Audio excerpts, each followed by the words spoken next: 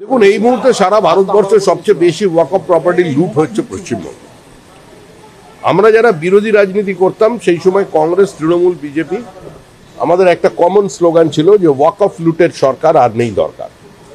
কিন্তু ঘটনাচক্রে তৃণমূল কংগ্রেস ক্ষমতায় আসবার পরে একদম থানার সামনে ওয়াকফ প্রপার্টি পর্যন্ত তৃণমূল কংগ্রেস দখল করেছে।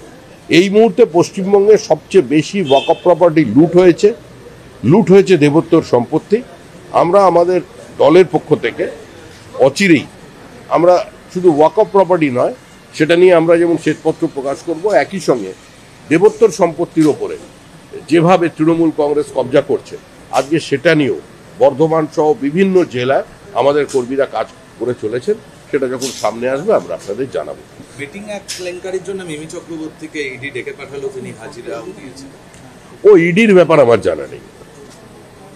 ইডি সিবিআই তো কেস্ট প্যারেট নয়, এটা পশ্চিমবঙ্গের সিআইডি কিংবা পুলিশ নয় যে নেতারা সব জানতে পারবে, পার্টির কর্মীও জেনে যাবে কি হবে। ওটা ইডির বিষয়, ইডি দেখবে। শুধু গতকাল ভারত পাকিস্তানের ম্যাচ হলো, ভারত জিতলো খুব ভালোভাবে, তারপরে দেখা গেল যে হ্যান্ডশেক ভারতের তরফ থেকে পাকিস্তানের সঙ্গে করা হলো না, খেলা হলো আবার এই অসৌজন্যের প্রয়োজন ছিল। দেখুন, পাকিস্তানের মানুষের সঙ্গে, পাকিস্তানের ক্রিকেটারদের সঙ্গে ভারতের কোনো বৈরিতা নেই। আমরা খেলাধুলার জগতে রাজনীতি আনতে চাই না। ভারতই সবসময় শান্তির বার্তা দেয়, বসুধৈব কুটুম্বকমের মন্ত্র নিয়ে দেশের প্রধানমন্ত্রীরা চলেছেন। কিন্তু পেহেলগামের ঘটনা, ধর্ম জিজ্ঞাসা করে তারপরে তার উপরে গুলি চালানো, হাতে শাখাপলা দেখে, মাথা সিঁদুর দেখে, লাল সুতো দেখে, মঙ্গলসূত্র দেখে গুলি চালানো, তার জবাব কিন্তু পাকিস্তান পেয়ে গিয়েছে। কিন্তু সন্ত্রাসবাদকে নির্মূল করা যায়নি। আমাদের লড়াই পাকিস্তানের স্টেট ডক্ট্রিনের বিরুদ্ধে, র্যাডিক্যালাইজেশনের বিরুদ্ধে, ধর্মান্ধ ইসলামিক ফ্যাসিজমের বিরুদ্ধে। তাই আমাদের যিনি অধিনায়ক আছেন, যে বার্তাটা দেওয়ার তিনি দিয়ে দিয়েছেন।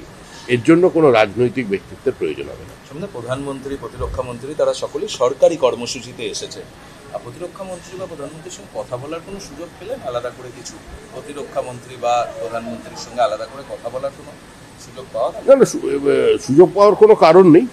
গতকাল রাজনাথ সিংজি তিনি আমাকে, প্রতিরক্ষা মন্ত্রী আমাকে ডেকেছিলেন। আমি ফোর্ট উইলিয়ামে তার সঙ্গে দেখা করতে গিয়েছিলাম। আমাদের মধ্যে 8 ঘন্টা কথাবার্তা হয়েছে। এখন এটা তো সরকারি বিষয়। তিনি আমাকে দীর্ঘদিন চেনেন, তার সঙ্গে সম্পর্ক প্রায় আমার 40 বছরের। সেই হিসেবে তিনি আমায় ডেকেছিলেন, কথাবার্তা হয়েছে।